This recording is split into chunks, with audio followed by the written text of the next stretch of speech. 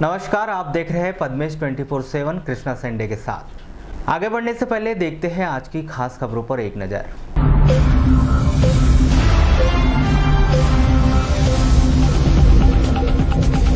Collector ने वैनगंगा नदी से जल प्रदाय व्यवस्था का किया निरीक्षण।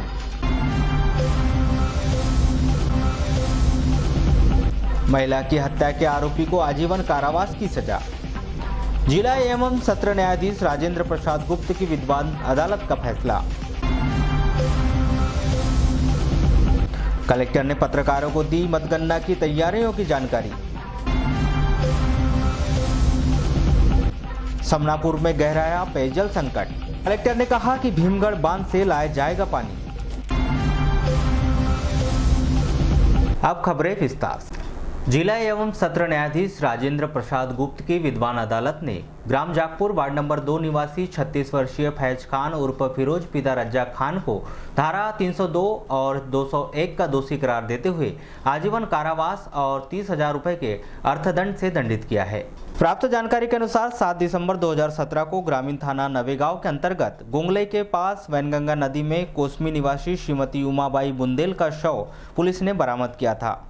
मृतिका के मोबाइल डिटेल के आधार पर जागपुर निवासी फैज खान उर्फ फिरोज को आरोपी बनाकर न्यायालय में पेश किया गया था। करीब 2 वर्षों तक चले इस मुकदमे में पूछताछ के दौरान आरोपी ने उमाबाई बुंदेला की हत्या किए जाने की बात कबूल की। थाना ग्रामीण नवेगांव का आज एक मामला है जिसमें माननीय सत्र न्यायालय राजेंद्र प्रसाद गुप्त की न्यायालय के द्वारा आरोपी फैज खान उर्फ फिरोज खान को जागपुर निवासी को मृतका गुड्डी बाई उर्फ उमाबाई की हत्या के आरोप में धारा 302 में आजीवन कारावास तथा 30,000 रुपये का जुर्माना तथा धारा 201 में 3 वर्ष और 10,000 के जुर्माने से दंडित किया गया है। क्या था पूरा मामला? मामला ये था कि वो एक गुड्डी बाई की जो लाश है वहाँ से वैनगंगा नदी में मिली थी और उस लाश को इन्हें फैज खान ने मार करके और उसको लाश को छुपाने की दृष्टि से नदी में उसकी लाश को फेंक दिए थे। न्यायालय में जो साक्ष्य है, साक्ष्य के आधार पर आरोपी को धारा 302 एवं 201 में दोषी पाया गया। 17वीं लोकसभा में बालाघाट लोकसभा क्षेत्र 15 से प्रतिनिधियों के निर्वाचन के लिए 29 अप्रैल को मतदान किया गया था, जिनके मतों की गणना 23 अप्रैल को शासकीय पॉलिटेक्निक कॉलेज में की जाएगी। जिला प्रशासन के द्वारा मतगणना संबंधी संपूर्ण तैयारियां पूर्ण कर ली गई है, जिसकी तमाम जानकारी जिला निर्वाचन अधिकारी कलेक्टर दीपक आर्य ने शुक्रवार को कलेक्टर कार्यालय में आयोजित एक पत्रकार वार्ता में दी। आयोजित इस पत्रकार वार्ता को संबोधित करते हुए कलेक्टर दीपक आर्य ने चुनाव आयोग के मिले निर्देशन पर मतगणना कार्य पूर्ण करने, सुरक्षा व पार्किंग की व्यवस्था सहित अन्य जानकारियाँ विस्तृत रूप से दी। निर्वाचन आयोग के निर्देशों के अनुसार जो भी व्यवस्थाएं की जानी है वो उस स्तर पर की जा चुकी हैं। मतगणना केंद्र जो बनाए जाने हैं, मतगणना हॉल जो बनाए जाने थे वो तैयार किए जा चुके हैं। इस बार जो विशेष एक चीज़ में है वो है कि वीवीपैट्स का काउंटिंग अलग से किया जाना है। जो 5 वीवीपैट्स का काउंटिंग, उसके लिए वीसीपी का जो फॉर्मेट चुनाव आयोग के द्वारा बताया गया है वह पूर्ण किया जा चुका है। कर्मचारी जिनकी ड्यूटी लगाई जानी है उनकी ड्यूटी उनका पहला रेंडमाइजेशन करने के उपरांत उनकी ट्रेनिंग प्रारंभ हो गई है और ट्रेनिंग चल रही है। माइक्रो ऑब्जर्वर्स जिनकी ड्यूटी लगाई जानी थी उनकी भी ड्यूटी लगा दी गई है। सारी व्यवस्थाएं जो आईटी नेटवर्किंग से संबंधित हैं, पोस्टल बैलेट काउंटिंग से संबंधित हैं, ईटीपी बेस की गणनाएं संबंधित हैं, वह सारी व्यवस्थाएं गणना स्तर पर की जा चुकी है। प्रत्येक जो हमारी काउंटिंग है वो विधानसभा वार होगी। प्रत्येक विधानसभा के लिए 14 टेबल का एक राउंड है, तो 14 के टेबल के मल्टीपल में जितने भी राउंड्स होते हैं प्रत्येक विधानसभा के, जितने उसके पोलिंग बूथ्स हैं उसके उतने राउंड्स उसमें किए जाएंगे। उस कितने कर्मचारी सर ड्यूटी लगेगी? कुल जैसे कि मैंने आपको बताया कि आयोग के निर्देशों के अनुसार है कि 14 टेबल पर, प्रत्येक टेबल पर एक काउंटिंग असिस्टेंट, एक काउंटिंग सुपरवाइज़र और एक माइक्रो ऑब्जर्वर होता है। उसके अनुसार और प्लस 20% रिजर्व, इतने कर्मचारी ड्यूटी लगाएगी। सुरक्षा के हिसाब से सर क्या? सुरक्षा के हिसाब से जो सुरक्षा के मानक हैं, अभी जैसा कि आप लोगों ने अगर देखा हो तो आयोग के निर्देश हैं स्ट्रॉन्ग रूम की सिक्योरिटी के लिए 3 कॉर्डन सिक्योरिटी हमारी होती है। पहले जो कॉर्डन होता है उसमें जिला पुलिस बल होता है, दूसरे कॉर्डन में सशस्त्र पुलिस बल होता है मध्य प्रदेश शासन का। तो इनर कॉर्डन है जो उसकी मुख्य सुरक्षा व्यवस्था में है, उसमें सीएपीएफ का बल लगाया जाता है। एक प्लाटून पूरा वर्किंग है और ये व्यवस्थाएं सुनिश्चित की जा रही हैं। जो मतगणना दिन से संबंधित हैं उसमें भी लगभग यही व्यवस्थाएँ हैं, वह व्यवस्थाओं का पालन किया जाएगा और मतगणना कि जो चुनाव आयोग के निर्देश हैं उनका पूर्ण पालन करते हुए मतगणना कराई जाएगी। वाराणसी में स्थित प्रजापिता ब्रह्म कुमारी ईश्वरीय विश्वविद्यालय में प्रेस सेमिनार का आयोजन किया गया, जिसमें वरिष्ठ पत्रकार प्रोफेसर कमल दीक्षित, बी.के. नारायण, क्षेत्रीय संचालिका उर्वशी बहन, नगरपालिका अध्यक्ष विवेक पटेल सहित गणमान्य नागरिक मौजूद रहे, जिन्होंने वर्तमान परिदृश्य में पत्रकारिता पर रोशनी डाली और पत्रकारों को सम्मान किया गया। सारे लोगों को, एयरटेल को, BSNL को, बाकी सारे जो कंपटीटर थे उनको बाहर कर दिया। तो ऐसे में मीडिया में हैवी इन्वेस्टमेंट करके क्या करना चाहिए करना, क्योंकि अब उसके बाद में जो भी कंटेंट होगा वो हमारी मर्जी से होगा। तब पत्रकारों का जो स्किल है, आज भी में तो आप जानते हैं खबर कोई मशीन नहीं लिख सकती। इज देयर एनी मशीन या इज देयर एनी कंप्यूटर, कोई ऐसा कंप्यूटर है जो अपने आप खबर लिख दे। रोबोट भी वो एक स्टैंडर्ड फॉर्मुलेशन में तो कोई चीज कह सकता है, मगर उसकी संवेदनाओं को लेकर के, उसके दर्द को लेकर के, समाज के दर्द, व्यक्ति के दर्द को लेकर, उसकी संवेदना को लेकर के, उसके मन में उतर करके कोई खबर रोबोट भी लिख सकता है क्या? नहीं लिख सकता। आज भी अगर समाज में कोई खबर होती है तो खबर के लिए कौन आपसे बात जागृत करने वाली जो शक्ति है, हमारे अंदर आत्मिक शक्ति जागृत करने वाली जो शक्ति है, ये सारी शक्ति हमारे अंदर है, लेकिन हमें उसको इस आध्यात्मिकता के अध्ययन से, स्वयं के अध्ययन से दिखाना है, बढ़ाना है। और उसके लिए जो माध्यम है संस्था के अंदर राजयोग का अभ्यास। नगरपालिका परिषद वाराणसी का कलेक्टर दीपक आर्य ने निरीक्षण किया। निरीक्षण के दौरान कलेक्टर ने नगरपालिका परिषद के द्वारा संचालित योजनाओं की जानकारी ली और परिषद से होने वाले कार्यों के रिकॉर्ड की जांच कर उनमें कमियां पाए जाने पर अधिकारियों कर्मचारियों को जमकर फटकार लगाई और कहा कि अपना काम ईमानदारी से करें, वरना कार्रवाई के लिए तैयार रहे।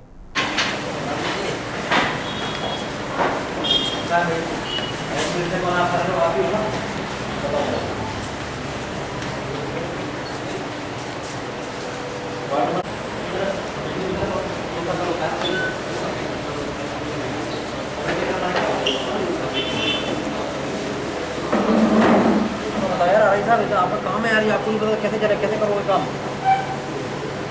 तो भाई समेकित कर क्या होता है? समेकित सफाई बिजली, सफाई पाई बिजली है। फालतू बातें मत करो यार।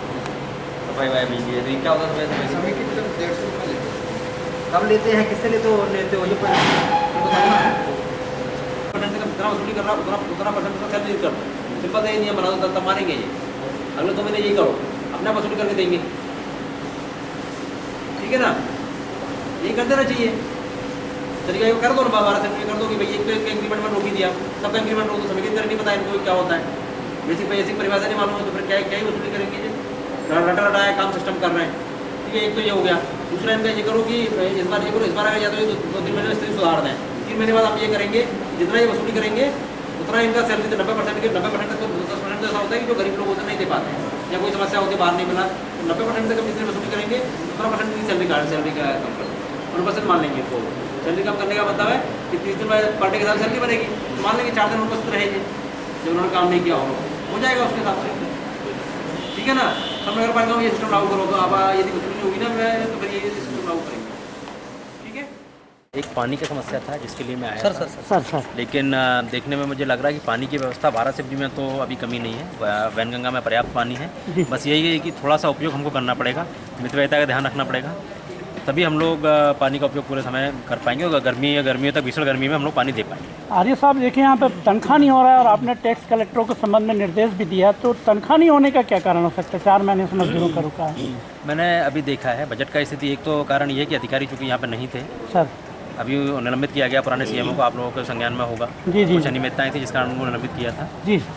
उसके बाद से एक बार मैं दिखा रहा हूँ स्थिति, यदि वसूली में यदि इनके बजट में राशि नहीं है, उसके लिए मेरी अलग से टीम आएगी जो कि इनका सारा बजट का एक बार अध्ययन करेगी कि कहाँ से राशि आई और कहाँ कहाँ उसको खर्च किया गया। यदि बजट के कारण तनख्वाह नहीं मिल पा रही है तो वसूली करने के उपरांत उनको तनख्वाह तुरंत प्रदान की जाएगी, या किसी और कारण से तनख्वाह रुकी तो उनको तुरंत अभी ही तनख्वाह प्रदान की जाएगी। वसूली के संबंध में बोला सर, बड़े बड़े अभी बकायादार हैं, उनकी सूचियों का चस्पा क्यों नहीं कर लेते? उद्योगपति, राइस मिलर्स के ऊपर करोड़ों रुपए बकाया है। तो हम लोगों ने इस बात पर ध्यान देना प्रारंभ किया, जैसा आपने बताया वैसा ही किया जाएगा, इसको उपयोग किया जाएगा। और पहले एक बार सबको चेतावनी दी जाएगी कि जमा कर दें, और जो बचे हुए बकायेदार होंगे उनकी सूची चस्पा की जाएगी और फोर्सफुली वसूली। सर, नगर पालिका में 185 दैनिक वेतनभोगी कर्मचारी काम कर रहे हैं, ना कोई उनका रिकॉर्ड है, ना पूछ है कौन कहाँ काम कर रहे हैं, कोई भी जानकारी नहीं है।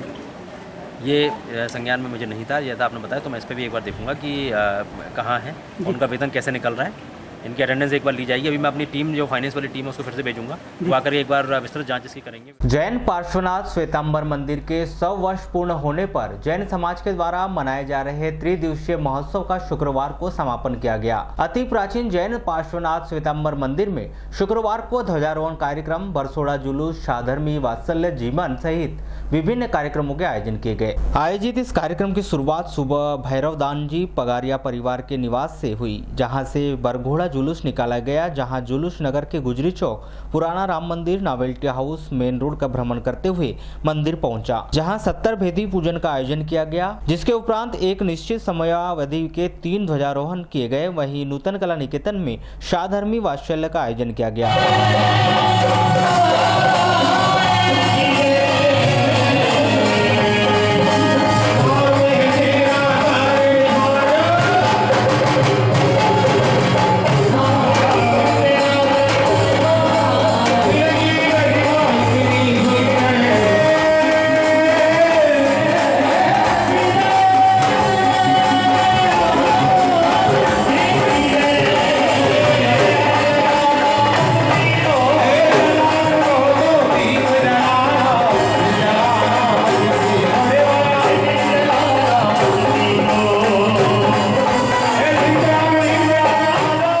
नगर को स्वच्छ, सुंदर व अतिक्रमण मुक्त बनाकर यातायात व्यवस्था को सुचारू बनाए रखने के लिए जिला प्रशासन के द्वारा प्रयास जारी है। इस कड़ी में शुक्रवार को कलेक्टर दीपक आर्य और मुख्य नगर पालिका अधिकारी गजानन नाफड़े ने अपने दल बल के साथ काली पुतली चौक स्थित गार्डन का निरीक्षण किया, जहां उन्होंने अतिक्रमण हटाए जाने के बाद काली पुतली चौक गार्डन परिसर में चौपाटी का निर्माण करने को लेकर संबंधित अधिकारियों को आवश्यक दिशा निर्देश दिए। अपने इस निरीक्षण में कलेक्टर दीपक आर्य ने पार्किंग व्यवस्था, एंट्री व एग्जिट गेट, दुकानों का साइज, आकार, प्रकार व फव्वारे की व्यवस्था आदि सुनिश्चित करने के आवश्यक दिशा निर्देश दिए।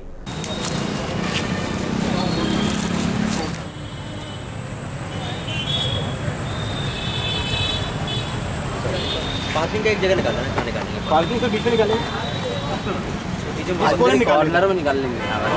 उसका मेंटेनेंस होना चाहिए। इधर साल से फिर जाएंगे तो बाद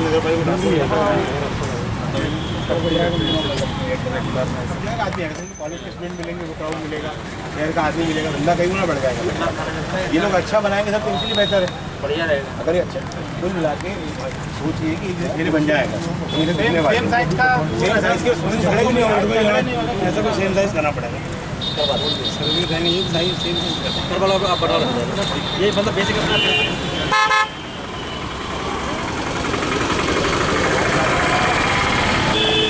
माध्यमिक शिक्षा मंडल भोपाल के द्वारा 15 मई को बोर्ड परीक्षा कक्षा 10वीं एवं 12वीं का परिणाम घोषित किया गया, जिसमें नगर मुख्यालय में संचालित little star convent higher secondary school का परीक्षा परिणाम सराहनीय रहा। शाला में कक्षा 10वीं का परिणाम 100% रहा, जिसमें ग्रामीण क्षेत्र के बच्चों ने उत्कृष्ट अंक अर्जित कर शाला एवं माता पिता का नाम गौरवान्वित किया है। छात्र छात्राओं के द्वारा उत्कृष्ट सफलता अर्जित करने पर little star convent higher secondary school की प्राचार्य श्रीमती राणा तरन्नुम के मार्गदर्शन में शाला परिवार के द्वारा विद्यालय में उत्तीर्ण छात्र छात्राओं को मेडल व डायरी प्रदान कर सम्मानित किया गया।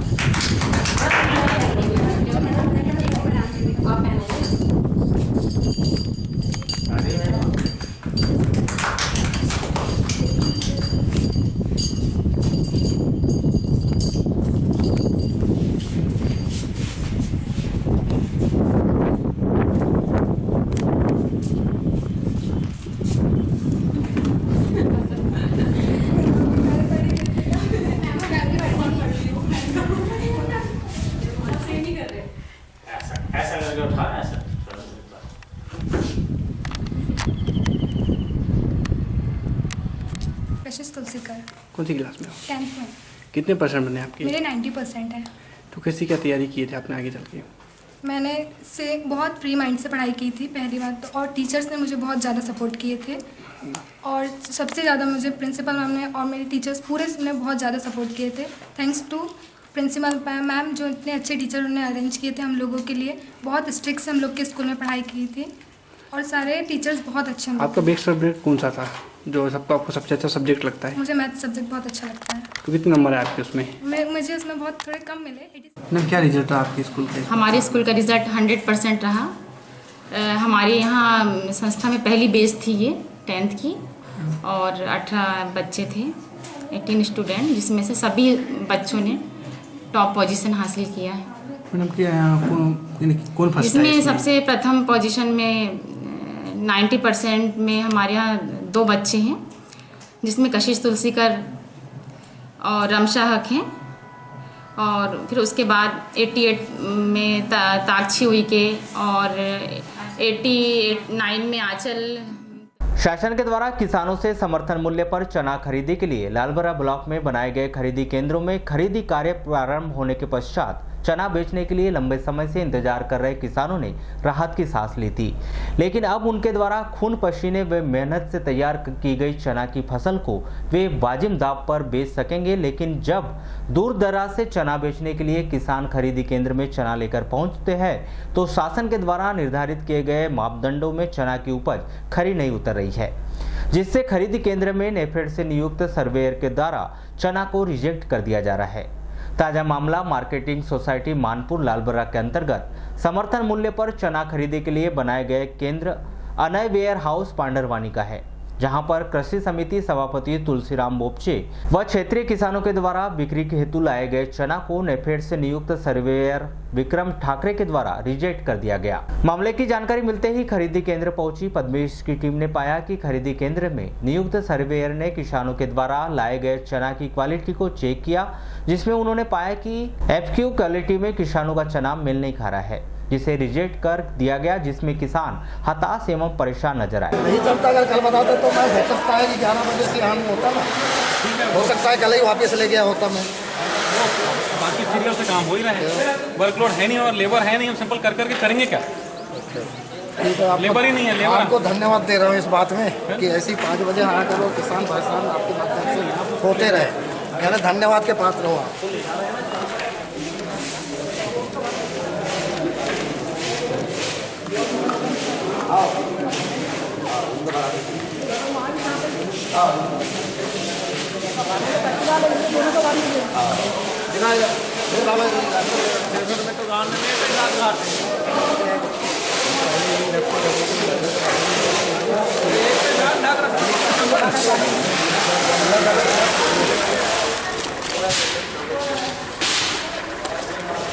परेशानी हो रही है किसानों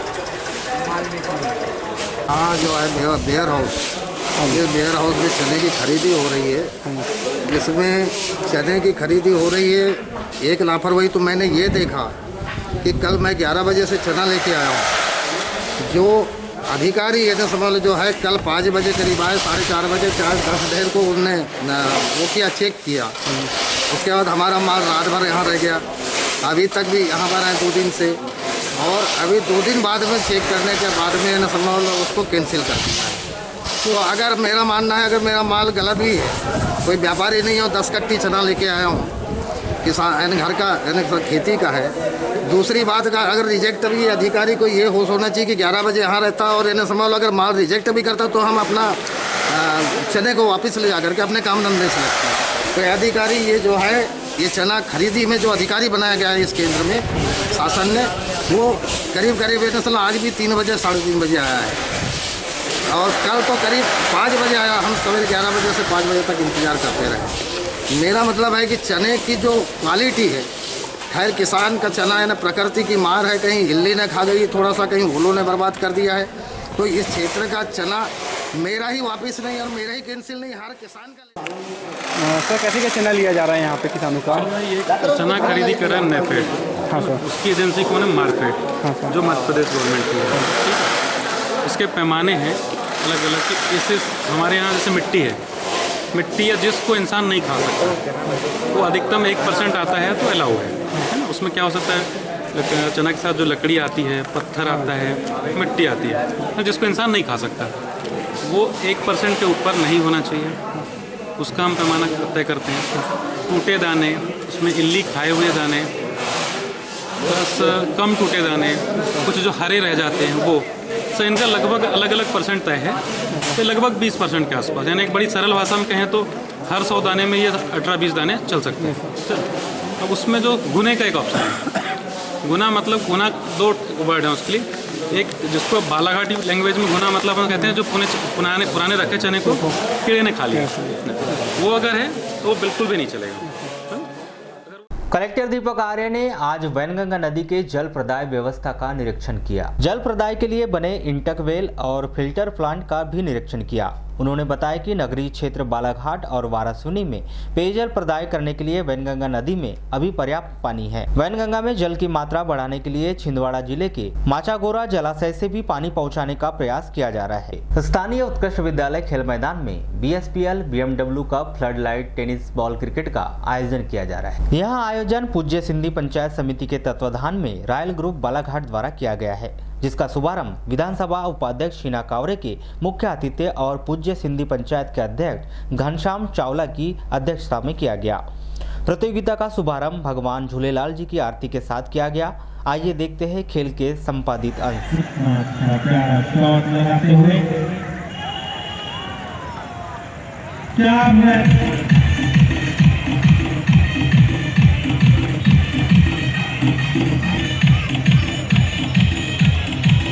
चार ओवर 3.46 रन, 4 विकेट, 1 से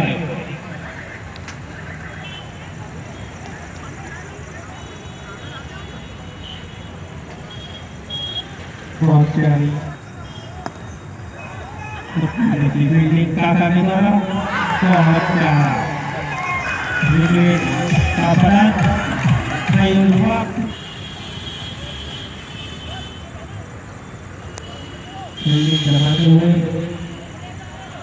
फील्डिंग में बदलाव,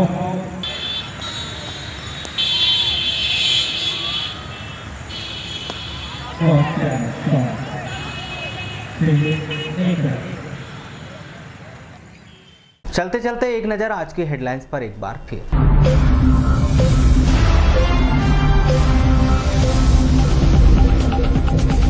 कलेक्टर ने वैनगंगा नदी से जल प्रदाय व्यवस्था का किया निरीक्षण।